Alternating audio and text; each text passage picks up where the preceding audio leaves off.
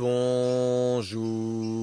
Bonjour à tous et bienvenue dans cette première vidéo qui concernera les médias audiovisuels français. Aujourd'hui, pour cette première chronique, j'aimerais revenir sur un constat que j'ai fait et que je trouve assez alarmant, sur le monopole des États-Unis présent dans les médias du direct et les médias des réseaux sociaux.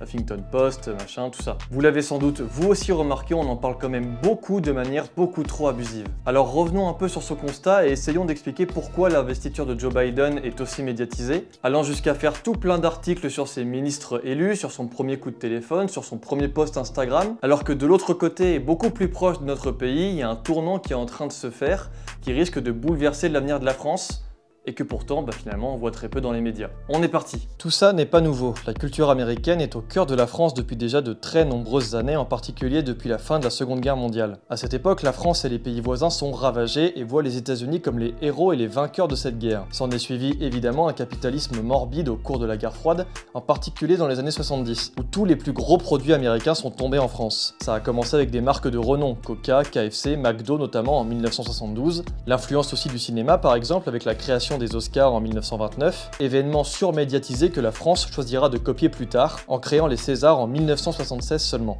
Et surtout avec l'arrivée de la télévision, cette illusion du fameux American Dream dans un monde où tout est possible. Prenons comme exemple le mouvement hippie qui est apparu au début des années 60 aux États-Unis et qui va se répandre partout en France mais aussi dans tout le monde occidental. Bref, après les années 60, la France va vraiment être américanisée en intégrant sa culture pour pouvoir politiquement garder de bonnes relations entre eux. Pour le meilleur de temps en temps, parce qu'il y a quand même une très belle culture américaine, mais aussi pour le pire car tous ces aspects marketing et commerciaux ne sont qu'une illusion. Un pays comme les États-Unis est très complexe. Pauvreté, racisme du fait de leur passé difficile, inégalité sociale, relations tendues avec plein d'autres pays, rien n'est noir ou blanc. Et pourtant les médias et réseaux sociaux depuis plusieurs années font ce choix très curieux de créer une dichotomie des partis politiques, à savoir les démocrates égale le bien, et les républicains égale le mal. À ma génération qui est née dans les années 90, on a vraiment baigné dans cette culture déjà bien ancrée et dans ces opinions médiatiques, qui ont d'ailleurs mené vers des idéologies très préconçues qui nous envahissent aujourd'hui, et qui cachent la véritable guerre sociale et aussi géopolitique qui se trame. Et pour servir ces propos, je vais revenir rapidement sur les deux derniers présidents des États-Unis, qui sont, dans l'inconscient collectif, pour reprendre les beaux mots de notre sociologue préféré Camélia Jordana, le bien d'un côté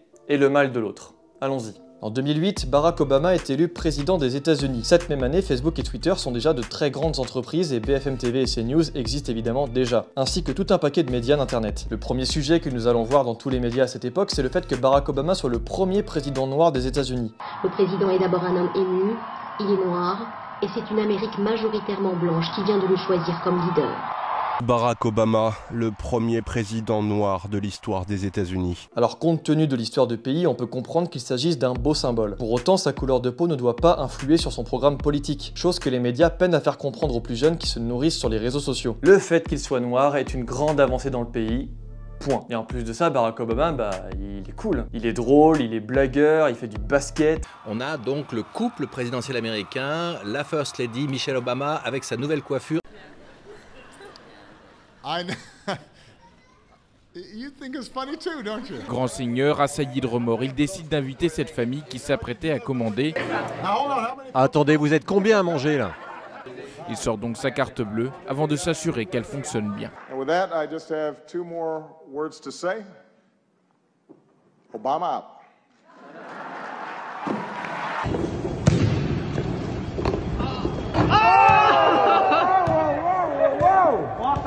Nous, à la même époque, attendez, on a Sarkozy qui ressemble à un nain mal fabriqué. Quelle indignité. Tous ces pseudo-reportages et témoignages vont énormément affluer au fil des années et vont très souvent devenir des vidéos à tendance, engrangeant le plus grand nombre de vues. Et c'est là que la fainéantise intellectuelle des plus influençables va prendre le dessus. Et sans jamais remettre en question le programme politique de Barack Obama, les médias continueront de l'ériger, du point de vue français, comme l'homme bon. Seules ces actions jugées comme grandes avancées seront surmédiatisées. L'Obamacare, par exemple, qui était une nouvelle réforme du système de santé aux États-Unis, a été perçue dans les médias comme la grande solution pour les Américains, la solution miracle. Alors que ce programme a évidemment beaucoup de nuances et est très complexe à comprendre, surtout quand on ne connaît que la partie cool des États-Unis. La légalisation du mariage homosexuel sera extrêmement médiatisée, rendant Obama comme président d'autant plus cool et très en avance sur son temps. Les couples du même sexe doivent pouvoir se marier, la déclaration qui intervient à moins de 6 mois de la présidentielle américaine.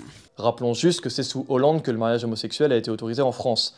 Et c'est très loin d'avoir été un bon président. Baisse d'impôts aussi, qui dans les faits sonne comme une bonne nouvelle, mais est aussi à nuancer. Surtout quand on sait aussi qu'Obama a financé en masse des banques américaines, leur donnant accès à plus de pouvoir. Et pourtant, pendant ces années, de 2008 à 2016, Obama il va avoir pas mal de casseroles, qui seront relayées par certains médias qui ont soif d'investigation. Il y aura pas mal de secrets bizarres, les États-Unis vont de plus en plus dépendre de grosses entreprises privées, et qui auront forcément une influence politique directe. L'intervention en Irak et en Afghanistan sera très violente, même si on a réussi à dénicher et à tuer Ben Laden. Le scandale de Julian Assange va naître sous les traits d'Obama. Bref, c'est un parcours très semé d'embûches avec des bonnes et des mauvaises choses qui en ressortent, mais qui ont toutes une conséquence considérable. Mais dans les médias mainstream et dans les médias des réseaux sociaux, c'est très vite oublié. Seuls les médias dits de droite en parleront, alors que on n'a pas besoin d'être forcément d'un côté ou de l'autre pour constater les faits. D'ailleurs, le clivage et la comparaison démocrate-républicain et gauche-droite en France va s'accentuer après Obama. Alors qu'évidemment, quand on se renseigne bien, ce n'est pas du tout la même chose. Peu de gens de ma génération se seront réellement intéressés à ce qu'il se passe aux États-Unis, préférant l'image du pays le plus cool au monde,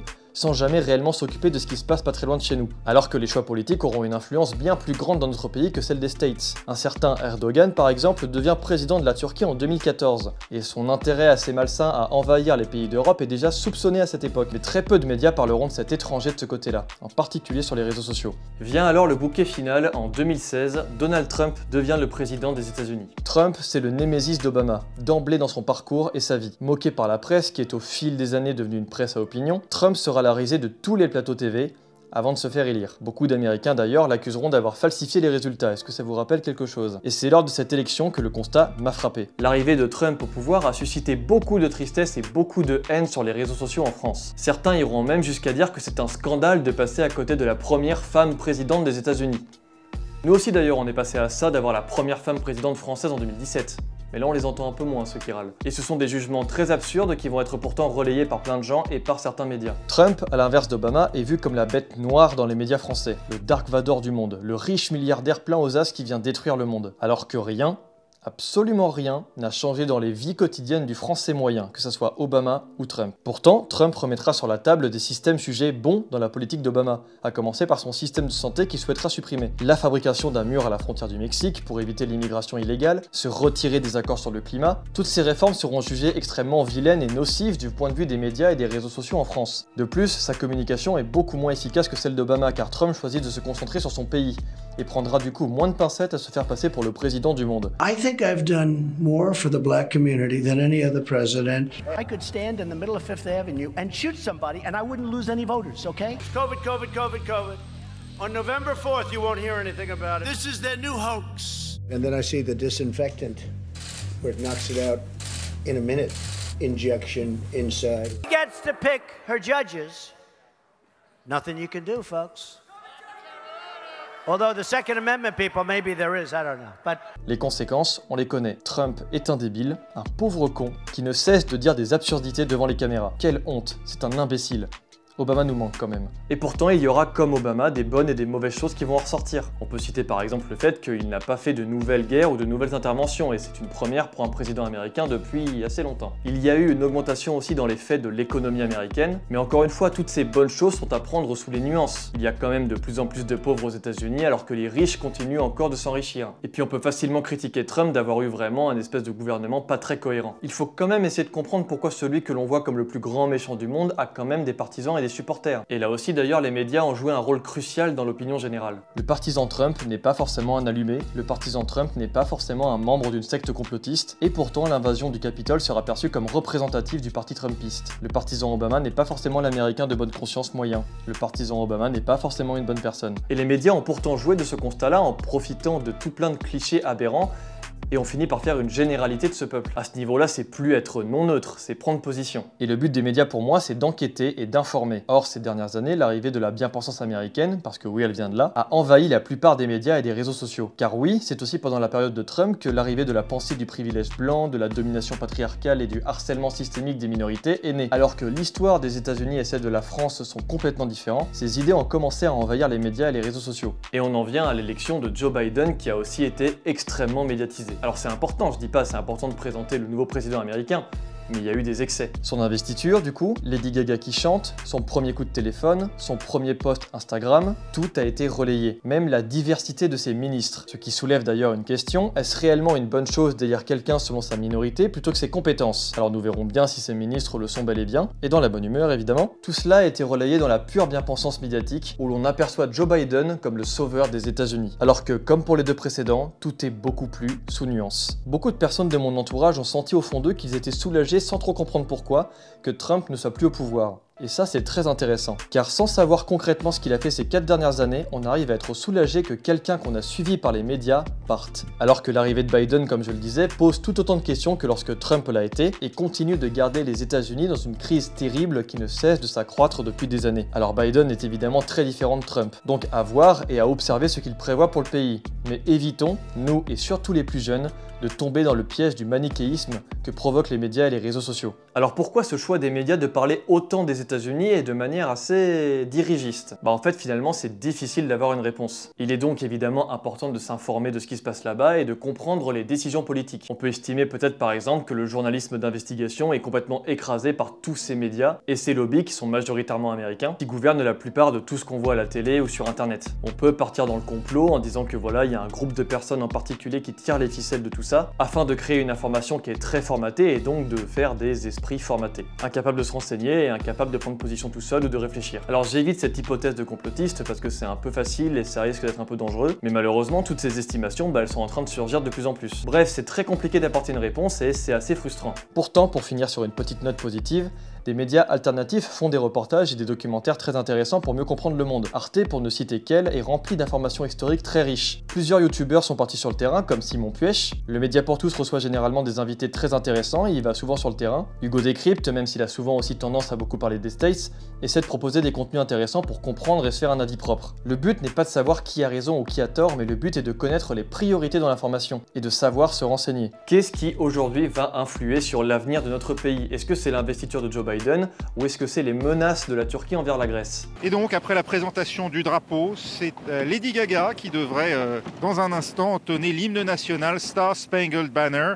La Turquie prendra ce qui lui revient de droit, en mer Noire, en mer Égée et en Méditerranée. Est-ce que ce sont des remises en question de génie médiatique comme Rokhaya Diallo sur le privilège blanc, ou est-ce que c'est la terrible guerre civile qui est en train de sévir en Ukraine? On peut parler de racisme parce qu'il n'y a pas de système. Ce sont des interactions individuelles qui ne sont pas des pratiques collectives. Donc parler de racisme anti-blanc, ce n'est pas le bon mot. On peut parler de haine, de discrimination, de violence anti-blanc, mais pas de racisme. Les gens doivent réaliser que c'est une véritable guerre avec des milliers de morts au cœur de l'Europe.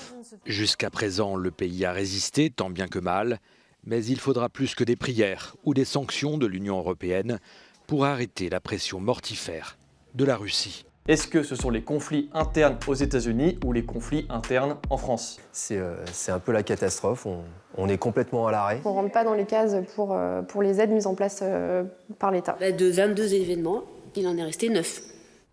Les nouveaux pauvres du Covid. Selon les associations, ils seront plus d'1 million d'ici la fin de l'année. On n'a plus de restaurant, on part en liquidation et voilà. On a tout investi, c'est toute notre vie qui s'en va.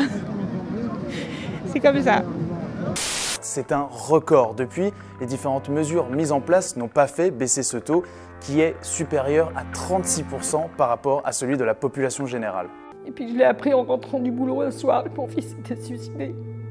Vous savez, quand vous avez perdu un être cher comme ça, on est rempli de questions. J'adore débattre, j'adore discuter et je suis complètement ok pour que des gens ne soient pas d'accord avec moi à partir du moment où il ne me dit pas qu'il aime bien Obama parce qu'il fait des dunks de ouf. Voilà pour cette petite chronique, j'espère qu'elle vous aura plu, que ça n'aura pas été trop chiant et que ça aura été assez clair. Si jamais vous avez envie de rajouter des choses, dites-le en commentaire. Si vous n'êtes pas d'accord avec ce que je dis, dites-le aussi. Franchement, je suis vraiment ouvert à la discussion de ouf. N'hésitez pas à la partager si elle vous a plu et on se retrouve très bientôt pour de nouvelles vidéos.